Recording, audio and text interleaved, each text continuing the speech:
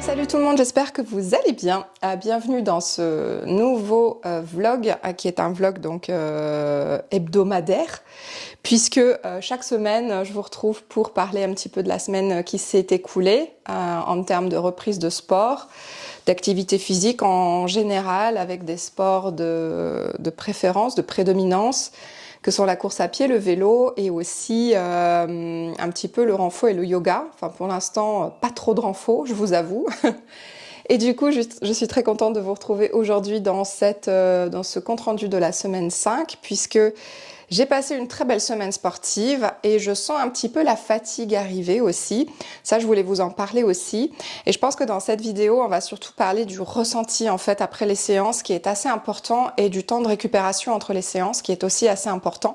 Donc voilà un petit peu ce qui va constituer le principal objectif de cette vidéo, c'est d'en parler un petit peu et de voir comment on peut aménager son temps pour ne pas se surmener et surtout ne pas dépasser un seuil, comme on parlait de cette quantification du stress mécanique, et en fait comment ne pas dépasser un certain seuil et comment récupérer, parce que cette semaine je l'ai réellement vécu en direct et voilà, et je voulais aujourd'hui vous en parler un petit peu. Donc sur la semaine, si on dit que la semaine a commencé lundi, puisque dimanche dernier j'ai couru avec mon chien, lundi j'ai pas foutu grand chose, j'ai juste fait un petit peu de yoga dans mon lit.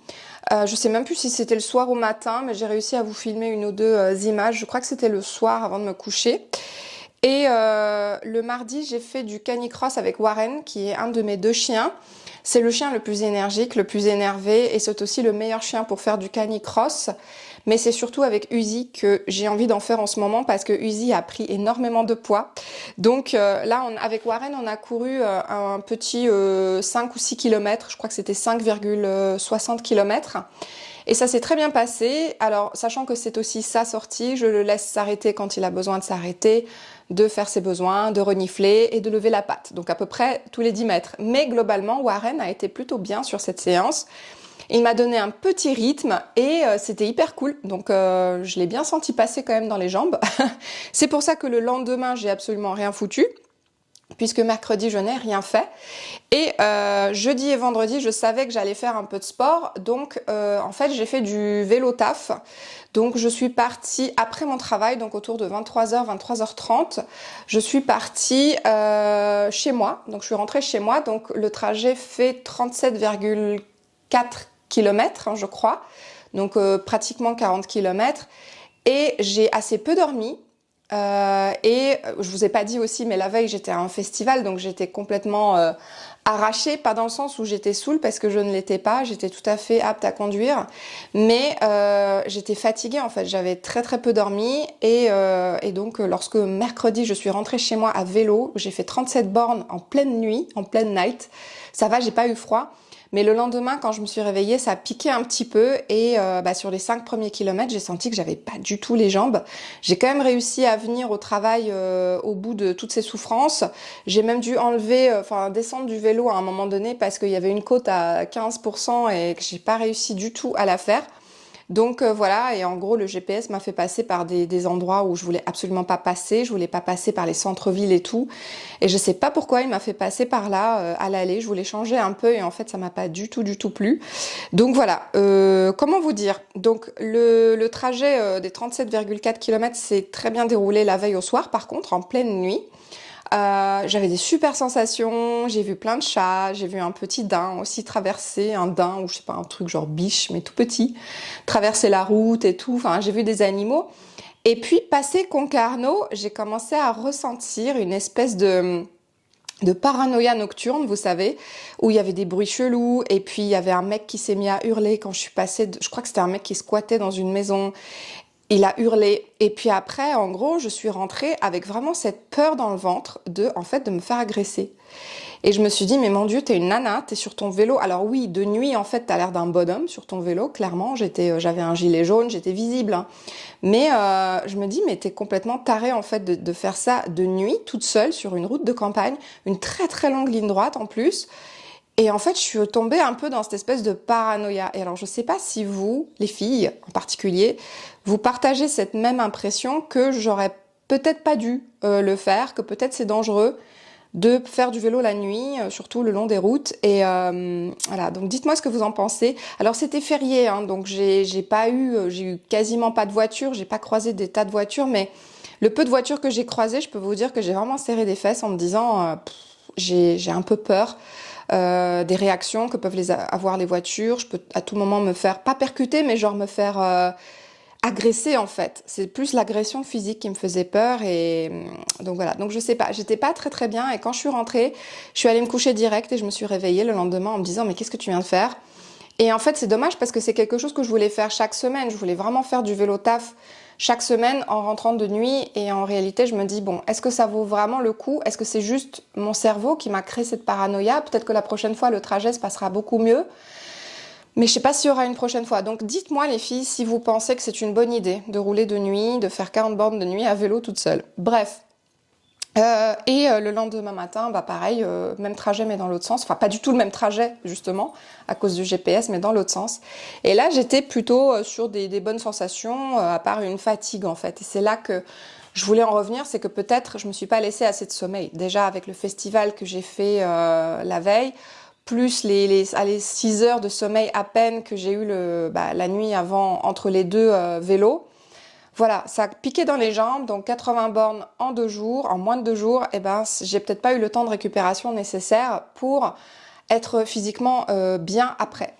Mon GPS m'a fait faire n'importe quoi, mais par contre la bonne nouvelle c'est qu'il m'a fait passer par des endroits absolument merveilleux. Et je suis passée par le port de Concarneau, donc voilà, je vous ai filmé un petit extrait avec les bateaux autour. Mais j'ai pas trop eu la foi de filmer en vrai parce que bah, j'étais en train d'aller au travail, donc j'avais pas non plus cette marge de temps nécessaire pour vlogger ce matin-là, mais quand même contente d'avoir fait ce trajet. Et puis il a fait un temps magnifique, donc j'ai pu me baigner l'après-midi et tout, voilà, mais pas d'activité physique autre ce jour-là, ce vendredi-là. Samedi, j'avais pas la foi de faire du sport parce que je sentais encore les 80 bornes de la veille et de l'avant-veille. Donc, je me suis dit, bon, qu'est-ce que tu vas pouvoir faire? Donc, j'ai juste fait un petit peu de yoga très doux dans mon jardin.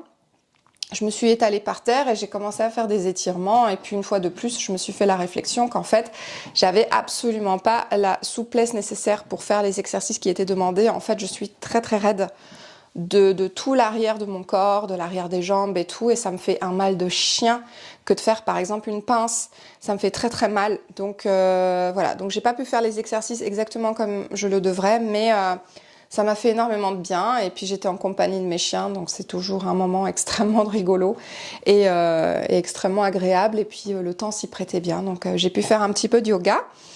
Et dimanche, donc aujourd'hui même, j'ai fait une longue rando de 7 km avec mon chéri et avec les chiens. Donc c'était l'occasion de faire une promenade. Il y avait un petit peu de dénivelé et tout.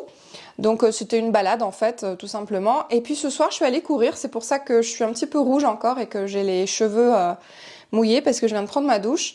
J'avais une séance à faire avec mon application Round Motion.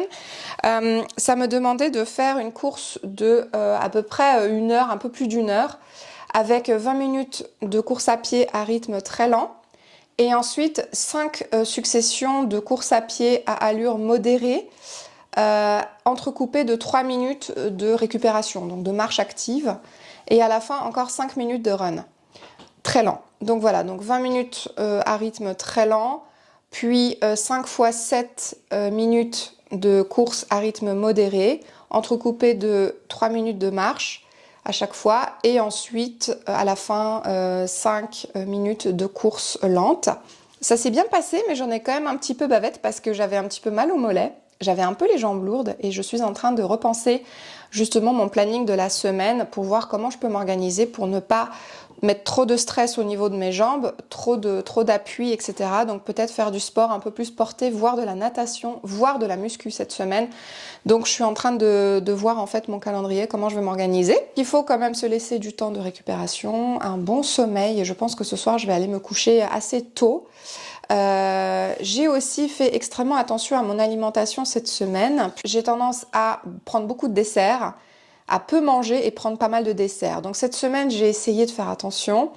J'ai eu de très belles assiettes, j'ai eu la chance de manger des très bons saumons, des très bons poissons, énormément de crudités, des très belles assiettes avec des carottes, des concombres, des radis, plein de bonnes choses. J'ai aussi mangé de l'aioli, de la tomate séchée, j'ai mangé des agrumes, j'ai essayé de manger des fruits. Ce matin, je me suis pressé un pamplemousse par exemple.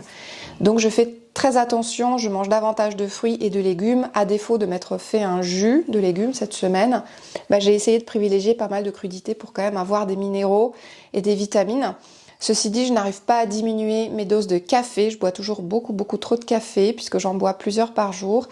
Et j'arrive pas non plus à m'hydrater correctement parce que cette semaine par exemple j'ai bu beaucoup moins d'eau. Donc ça malheureusement je m'en fais un petit peu le reproche. Voilà. Mais globalement très contente de cette semaine. C'était une très bonne semaine en termes d'activité physique et sportive, même si j'ai pas fait de sport tous les jours. J'ai quand même fait du sport sans compter le yoga. Juste la course à pied, j'ai fait 2 séances de course à pied et j'ai fait 2 grosses séances de vélo. Donc je suis hyper contente. J'ai quand même fait du sport 6 fois dans la semaine, plus la marche aussi. Et vous, est-ce que vous avez bougé? Est-ce que vous dormez assez entre les séances? Ça, c'est un sujet assez délicat dont il faut parler. J'espère que ces petites images vous ont plu et que vous passez aussi une délicieuse semaine de sport. Donc moi, il ne me reste plus qu'à vous embrasser très très fort. Et je vous dis à la semaine prochaine pour le bilan de la semaine 6. Je vous embrasse très très fort et puis je vous dis à la semaine prochaine. Ciao!